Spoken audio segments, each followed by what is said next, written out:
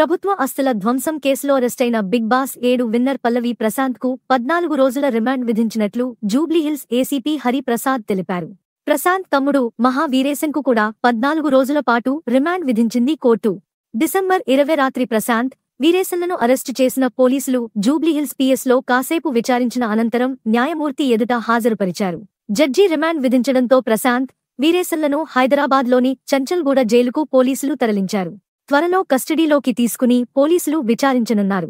మరోవైపు జూబ్లీహిల్స్ ఎస్ఎస్ఐ మెహర్ రాకేష్ ఫిర్యాదు మేరకు దాడి ఘటనలో ప్రమేయమున్న నరేందర్, అతని స్నేహితుడు వినయ్, కారు డ్రైవర్లు సాయికిరణ్, రాజుపై కేసు నమోదు చేశారు.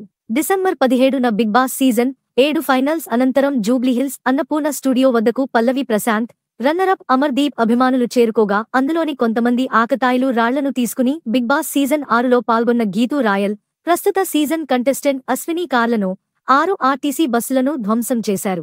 దీనిపై కేసు నమోదు చేసుకున్న పోలీసులు ప్రశాంత్తో పాటు అతని సోదరుడిని అదుపులోకి తీసుకున్నారు.